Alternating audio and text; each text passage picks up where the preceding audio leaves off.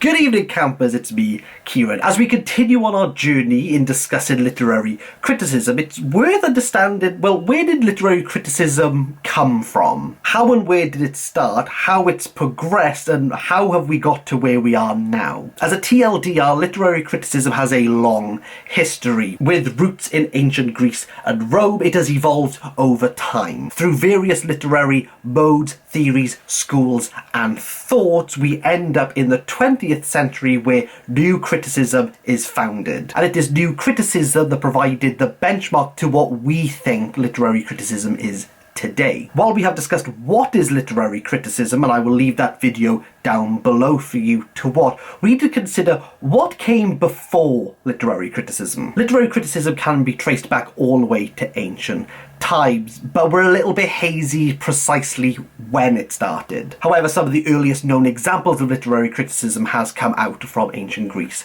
and Rome. Aristotle, in his Poetics, which was written around the 4th century BCE, discussed the principles of tragedy within work and provided an analytical framework for dramatic works. During the 1st century BCE, the Roman poet Horace wrote the Ars Poetica, and this work provided guidance for poetic composition. From the ancient times, literary criticism would begin to slowly evolve, with new insights, approaches, and perspectives being applied to literary works. And here I'm going to discuss 3 prominent eras that changed the literary world forever. The Renaissance. This period saw a rise in humanist thinkers, such an example being Sir Philip Sidney, who wrote the influential work An Apology for Poetry within the late 16th century. Sidney's work was highly influential for literary criticism because it defended the value and merit that poetry should have. The Enlightenment. This period brought on significant changes in the view of literary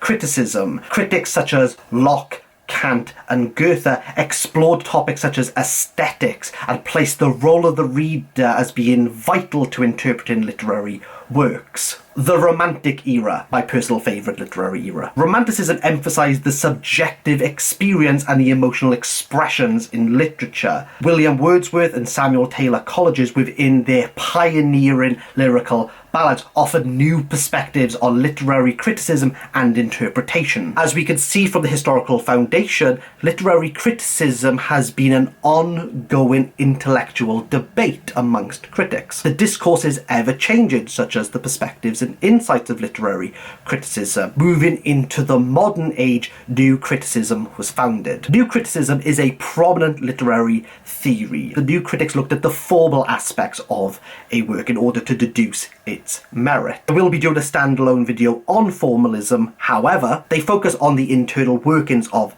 the book. They reject the external contexts of a book. Therefore, the understanding of social, historical, political, and economic turmoils that were happening in the author's time are not considered. It was new criticism that was introduced and entrenched within universities, influencing literary education and scholarly work. While the principles and theories of new criticism still stand strong within academia, it's worthwhile remembering that literary criticism is an ongoing intellectual discourse. Literary criticism, like it did in ancient Greece and Rome, has continued to evolve, and from the mid-20th century it has continued to evolve, with new insights and perspectives always being brought forward to the table. That concludes our brief history of literary criticism. If you have any questions or if you have any suggestions of what you would like me to cover in regards to literary criticism, please leave them in the comments down below.